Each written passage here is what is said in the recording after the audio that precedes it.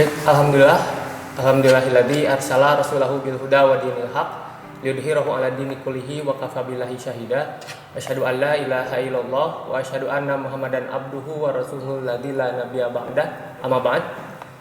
Alhamdulillah, pada kesempatan kali ini kita masih bisa bersilaturahmi pada kegiatan Al-Marhalatul Ilmiah Gema Ramadan 1441 Hijriah. Semoga kegiatan kali ini menjadi salah satu wasilah bagi kita untuk berkumpul nanti di surga Allah Subhanahu wa taala. Dan semoga setiap gerak langkah kita ini bisa menjadi amal kebaikan bagi kita semua. Baik, ikhwatu iman sekalian, Al-Marhalatul Ilmiah Gema Ramadan 1441 Hijriah kali ini mengambil tema bersama hadapi pandemi dengan satu rasa, satu suara, dan satu usaha. Kegiatan ini disiarkan di channel YouTube PC Pemuda Persis Banjaran. Ini disiarkan setiap hari Selasa dan Kamis untuk Al-Marhalatul Ilmiah. Kemudian untuk kegiatan Sambung Rasa ini disiarkan langsung di channel YouTube Pemuda Persis Banjaran setiap 17.20 begitu. Alhamdulillah, di hadapan kita kali ini telah hadir Ustadz Tresna Jaya AKS. Beliau ini sebagai mubalik dan juga pengajar di pesantren Persis 31 Banjaran, ya Ustadz. Bagaimana Ustadz kabarnya? Alhamdulillah, luar biasa.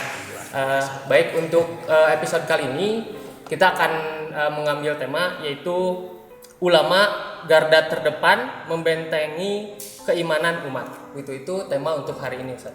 Baik, untuk pertanyaan pertama, Ustaz, ini ada beberapa pertanyaan sebetulnya. Yang pertama, pada pembahasan sebelumnya di materi pertama oleh Ustaz Oom, itu kita semua sudah mengetahui gambaran posisi Muslim dalam menghadapi pandemi COVID-19 begitu. Nah, lantas bagaimana ulama atau mubalik ini membimbing dalam masa seperti ini, Ustaz? Ya, persilakan. Terima kasih. Sebelumnya terima kasih. Alhamdulillah wa syukru ala ni'amillah wa asyhadu an la ilaha illallah wahdahu la syarikalah wa asyhadu anna Muhammadan abduhu wa rasuluh.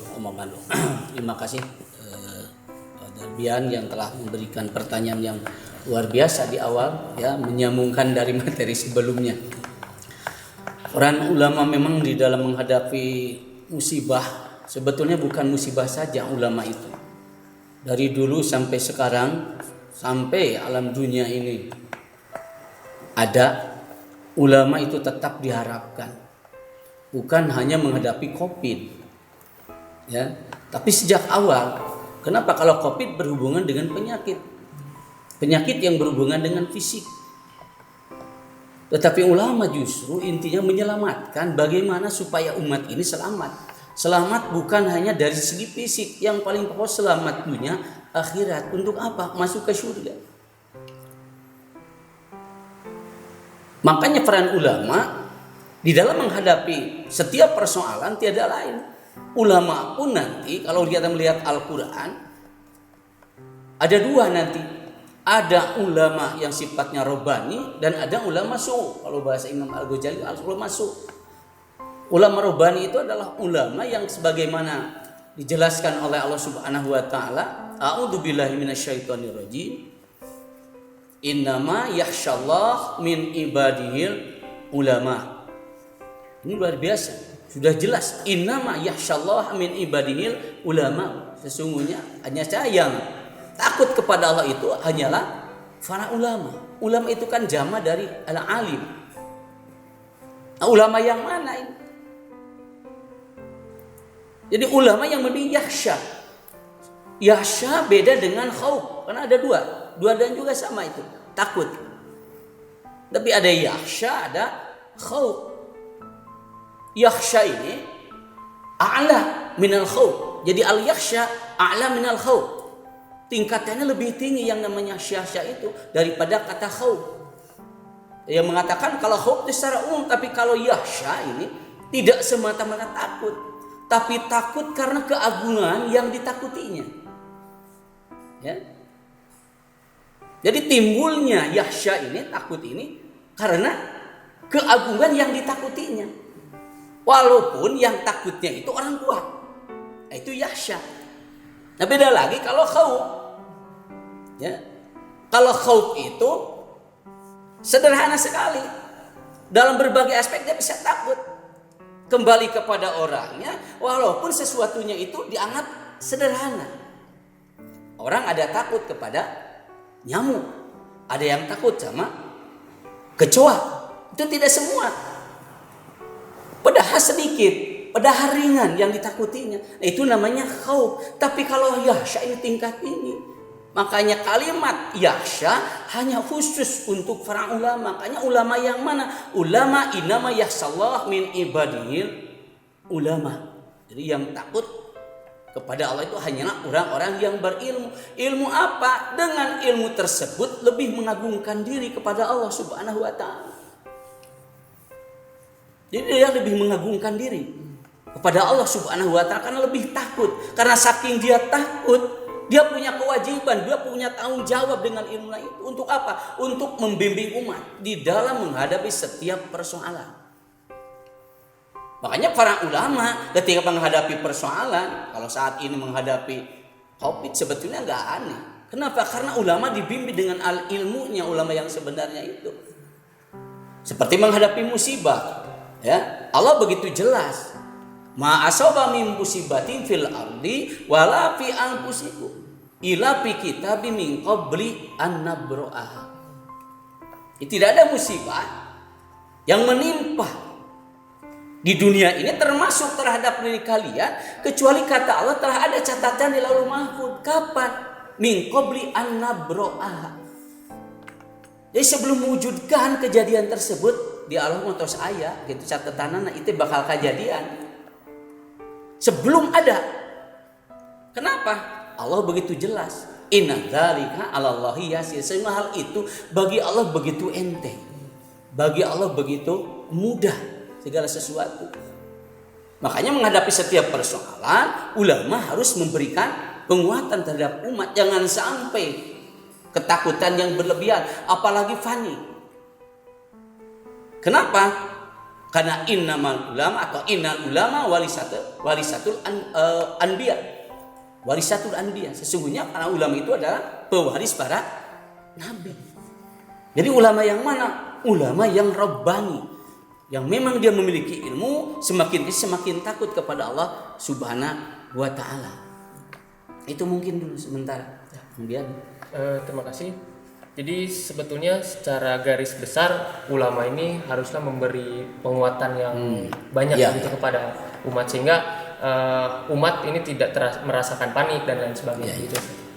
Baik, kemudian apakah dalam keadaan seperti ini kan pemerintah itu sudah memberikan arahan kepada kita bahwa sudah masyarakat itu haruslah di rumah saja begitu, tidak keluar rumah. Nah, apakah menurut Ustadz dalam kondisi seperti ini selama kita berada di dalam rumah untuk lebih meningkatkan keimanan kita, kemudian bagaimana untuk meningkatkan keimanan kita begitu ketika di rumah saja gitu. Jadi saya melihat kondisi warning mungkin kan ada beberapa zona. Kalau melihat dari sisi zona kan ada zona hijau kan, apalagi zona kuning, kemudian zona merah. Nah, apalagi di Persatuan Islam para ulama kita ya di Dewan Hizbah telah memberikan panduan ya terhadap umat ini dalam berbagai aspek. Ini untuk menyelamatkan umat harus selamat. Ibadah bukan semata-mata selamat dari sisi fisik, tapi ibadah harus selamat. Makanya diberi bimbingan ulama lagi. Makanya hubungan dengan diam di rumah pun saya tadi lebih cenderung bahwa para mubalik harusnya lebih terdepan. Para dai harus menjadi garda terdepan. Mungkin agak beda kalau saya. Idealnya itu satgas di sebuah lingkungan itu idealnya para dai, para mubalik. Di mana markasnya? Ya idealnya di masjid. Walaupun 1, 2, 3 orang, sehingga masjid bisa terselamatkan. Terselamat dalam arti apa? Ya, masjid bisa terjaga, masih ada yang memakmurkan. Di sisi lain, masyarakat yang di luar bisa saja dicegah. Kenapa? Karena ini dalam rangka social distancing itu. Tapi minimal kalau orangnya betul-betul sebagai garda terdepan, ya, masjid masih bisa hidup menurut saya. Ya, masih bisa hidup. Apalagi zonanya jelas, ada yang zona hijau, ada zona kuning, ada zona merah. Malah terhadap zona kuning ini kan dianggap apapun berlangsung secara biasa. Itu kan di persatuan Islam, apalagi hijau, kuning saja, ya, segala ibadah dilaksanakan seperti biasa. Kalau di zona merah mungkin ada juga panduan pelaksanaan bisa seperti Jumat. Masih bisa dilaksanakan walaupun tidak masjid, tapi dilaksanakan di rumah dengan memenuhi syarat. Dewan Hizbah telah mengatakan minimal 2 orang sudah bisa melaksanakan Jumatan. Ini ya fakta Dewan Hizbah untuk tetap menyelamatkan. Tapi menurut saya ketika para dai, para ulama garda terdepan, minimalnya masjid itu harus ada, ya, sebagai satgasnya lah kira-kira, ya, satgas dengan catatan, ya, untuk menjaga masjid itu bukan semata menjaga, aya nu adan tetap. Sahan berjamaahnya eta we bae tiluan 4-5 oge. Tapi ketika ada orang apalagi di zona merah yang lalu lalang, aya kita cegah. Ya. Nah, hubungan dengan nanti kalau memang zonanya, kalau saya mengatakan soal semua zona merah, saya belum melihat seperti itu. Ya. Jadi agak khawatir kalau zona merah jadi seolah-olah semua se-Indonesia. Kemarin pun kan tim dari pemerintah mengumumkan ketika sebuah provinsi sekarang 34 provinsi zona merah, katanya bukan artinya semuanya. Hanya kasus ini sudah masuk ke seluruh provinsi, artinya tidak semua harus panik katanya. Makanya ulama pun, MUI pun kan memberikan panduan juga. Silakan laksanakan kalau di zona ini, zona yang masih aman, tapi dengan catatan tadi memperhatikan protokol kesehatan. Nah, kemudian kembali kepada pertanyaan pokok tadi, bagaimana kalau di rumah? Ya, kalau memang kondisinya seperti tadi, kenyang di rumah, bagi umat Islam jangan putus harapan. Harus selalu optimis untuk mencari ilmu, untuk melaksanakan ibadah semaksimal mungkin ini. Jadi jangan ragu-ragu. Jadi jangan sampai upamanya ini, kalau zona merah dilarang ke masjid. Jangan sampai ketika di rumah nggak ada peningkatan. Ini mengkhawatirkan. Umat harus selamanya semangat. Di rumah itu tingkatkan. Kalau di bulan Ramadan ini silahkan baca Al-Quran. Nah, kalau tidak sempat di masjid, dan memang yang namanya tarawih itu poinnya itu di rumah. Walaupun masjid dalam kondisi corona sekarang, manfaatkan di rumah bersama keluarga. Ya. Kalau biasa ada kulkas, ya kulkas saja selama panjang di dalam lingkungan keluarga. Supaya ada kenikmatan-kenikmatan tersendiri. Nah, ketika seseorang yang sudah biasa di masjid, ya, yang sudah biasa di masjid, kemudian dia ternyata karena kondisi yang tidak memungkinkan, apalagi umpamanya kena corona segala macamnya, wabah yang sudah pandemi yang bisa menyebar berbahaya, nggak usah khawatir. Ketika di rumah pahala ganjaran masih tetap akan ia terima sebesar ketika dalam kondisi aman. Cuma catatannya kondisi aman dia rajin ke masjid enggak. Jadi jangan sampai ada yang mau di bumi. Ya. Gitu. Pahalana kayaknya ya tergantung keur sehat kumaha, keur aman. Aing tara ka masjid menjaga pahala kitu. Bagi orang yang sudah biasa ke masjid, ya, yang sakit saja kan Rasul telah memberikan pahala yang luar biasa menggembirakan. Idza maridul abdu au safara kutiba lahu mithlu makana mukiman sahihah, kan seperti itu. Jadi apabila seseorang sakit atau dalam keadaan safar, maka akan dicatat bagi dirinya pahala ganjaran seperti dalam keadaan mukim atau dalam keadaan dia sehat. Nah, jadi dia akan mendapat pahala di rumah karena kondisi seperti ini tergantung ketika dalam kondisi aman, rajin nggak ke masjidnya. Antara ke masjid wayah sakit tuan. Makanya kalaupun sekarang harus di rumah, bagi orang yang sudah biasa jangan ragu-ragu, terus semangat, tingkatkan. Niat ayo ke masjid, tapi karena kondisi saya harus di rumah. Insya Allah pahala bagi dia ngalir. Jadi pahala bagi dia mengalir. Ayo teu mawayahan atau kumahanya sok sing tingkatkeun lebih dari biasa di rumah. Istighfar, taubat, tadarus, kajian ilmu. Ya, kalau sekarang mungkin lewat medsos silahkan buka medsos dan sebagainya, YouTube dan lain sebagainya. Itu banyak sebenarnya peluang. Ya, kemudian semangat sedekah sama. Ya, semangat sedekah selamanya harus ada di dalam diri kita, apalagi di bulan Ramadan ini. Harus ada kepedulian terhadap umat, harus ada kepedulian terhadap sesama. Bisa jadi kita tengah akidah dan kekurangan, harus ada semangat seperti itu. Apalagi para dai, para ulama harus memang terdepan. Jangan pesimis. Kalau para dai, apalagi yang mengaku ulama, pesimis teh kumaha ka umat. Nah, seperti itulah ya. Jadi banyak kegiatan yang bisa dilakukan di rumah ya ketika kondisinya memang tadi. Tapi saya tidak melihat gejala semuanya. Ya kan kalau saya memberikan pendapat saya hari ini mungkin agak berbeda ke semuanya. Kenyataan kan tidak semua yang melihat ini kondisi saya kok tidak. Saya mah ya silakan kalau yang normal, tetapi ingat walaupun normal, apalagi kita sedang diberlakukan PSBB ya protokol kesehatan tetap dilakukan. Ya di masjid sama. Ya di masjid juga lu biasa sok kira-kira sehat mah lakukan gitu. Makanya ulama kita Dewan Hizbah sholat berjamaah pun sekarang ada yang berbeda mungkin. Saking ada social distancing, sholat juga sampai misa. Kita telah mengeluarkan fatwa juga. Berjamaah menganggar rapet. Gitu. Ya, tong nyarang-nyarang mana?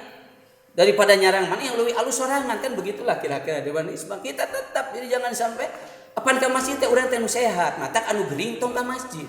Karena ini berawal dari asumsi semua.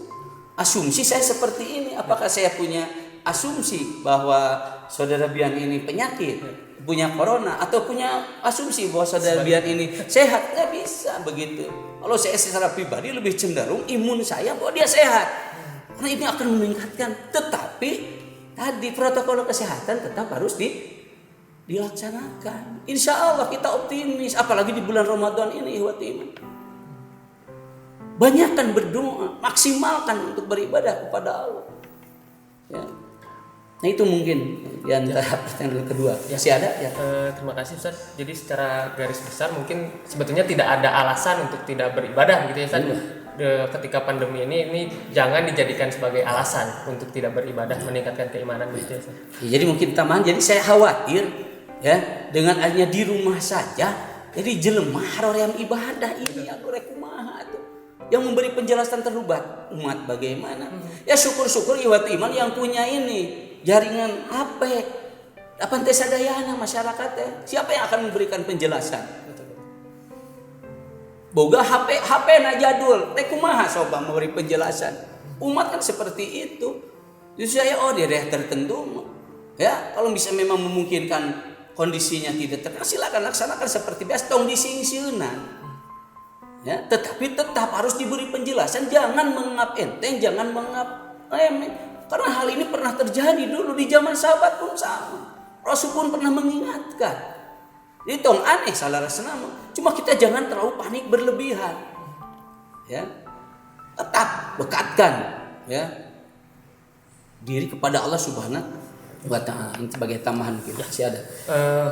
Kemudian apakah dalam keadaan seperti ini kita ini bisa disebut sebagai jihad, Ustaz? Kemudian lantas jika ini bisa disebut jihad, apa yang bisa kita lakukan bentuk saja? Ya. Apakah ini bisa dikatakan jihad? Ya, diam di rumah itu bisa jihad, bisa tidak jihad. Jadi kembali kepada orang kan tadi seperti tadi dalam segala hal. Jangan sampai ketika kita di rumah, alhamdulillah nama di bumi, jangan seperti itu. Ya, ketika kita di rumah ini sebetulnya bagi orang beriman ada kerinduan terhadap masjid karena sok biasa ke masjid. Harus seperti itu sebetulnya. Rindu saya ini ke masjid baru akan dapat pahala.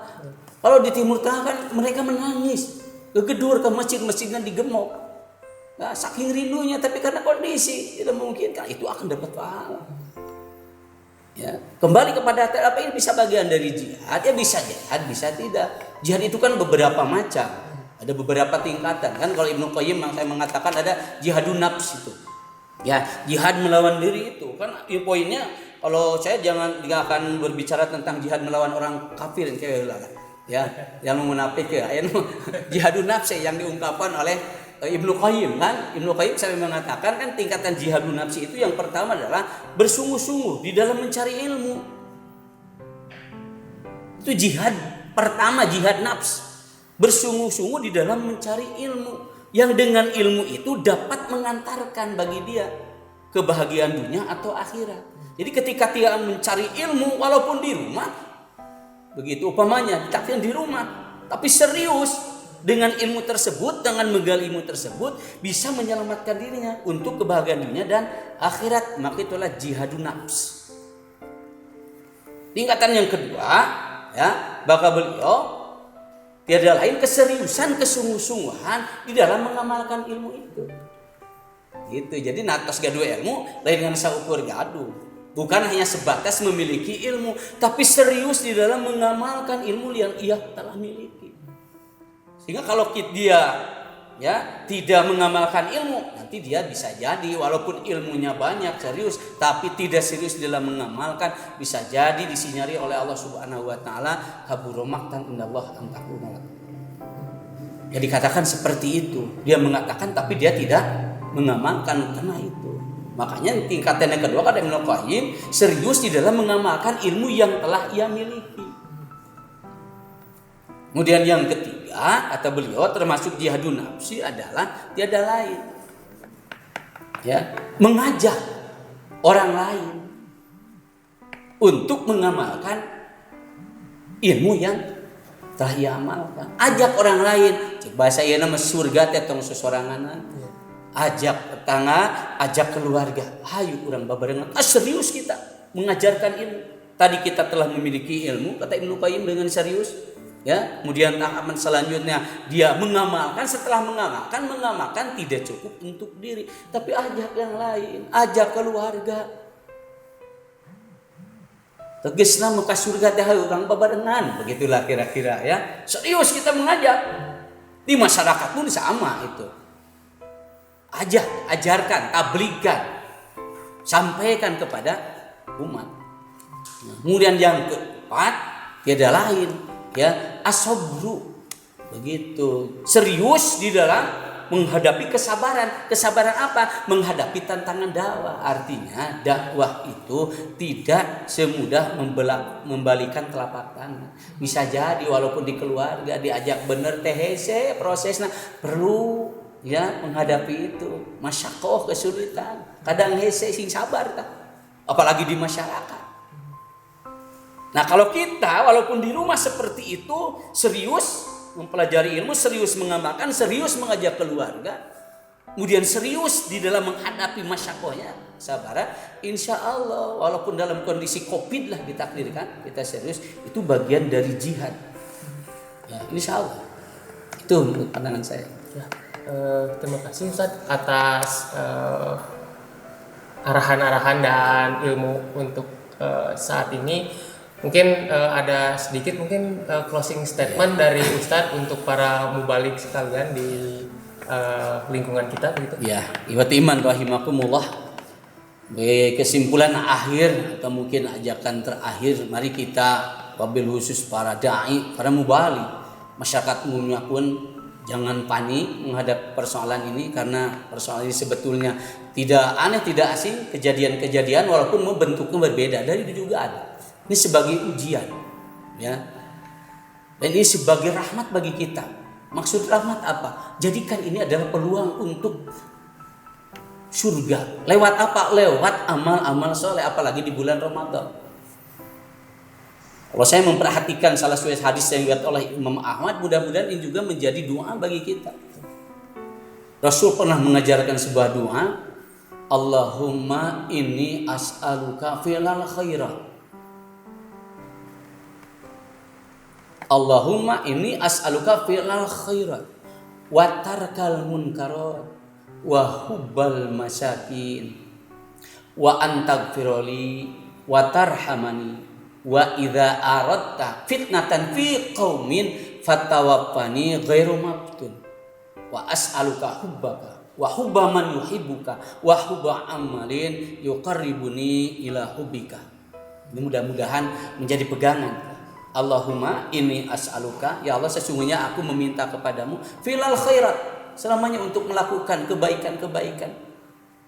Wa tarkal munkar, aku pun meminta kepada Engkau supaya aku menjauhi perbuatan-perbuatan mungkar, kemaksiatan. Wa hubbal masakin, dan cinta terhadap orang miskin. Ini kepedulian, apalagi di saat-saat ini. Wa hubbal masakin. Wa antagfiroli, dan mudah-mudahan Engkau mengampuni aku. Wa tarhamani, dan memberi rahmat kepadaku. Wa in aradta fitnatan fi qaumin, apabila Engkau menghendaki musibah fitnah terhadap suatu kaum, terhadap suatu masyarakat, terhadap suatu bangsa. Luar biasa. In aradta fitnatan fi qaumin fatawaffani ghairu maftun. Kalau ditakdirkan, ya Allah wafatkanlah aku ini, matikanlah. Mati bukan karena musibah yang itu. Jadi kalau gini, ya, walaupun mungkin bisa saja kena aku itu, tapi kita meminta fatawaffani ghairu maftun, wafatkanlah aku ini bukan karena musibah yang itu. Wa as'aluka hubbaka, dan aku meminta kecintaanmu. Wa hubba man yuhibbuka, dan kecintaan orang yang cinta kepadamu. Ini indah.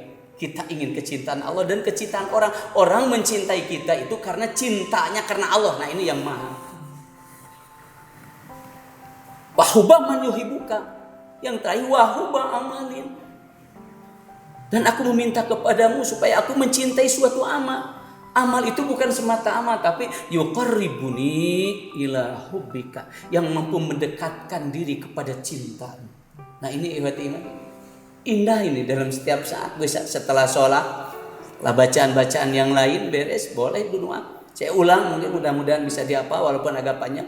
Allahumma inni as'aluka fi'lal khairat wa tarkal munkarat wa hubbal masakin wa antagfiroli wa tarhamani wa idza aradta fitnatan fi qaumin fatawaffani ghairu maftun wa as'aluka hubbaka wa hubba man yuhibbuka wa hubba amalin yuqarribuni ila hubbika.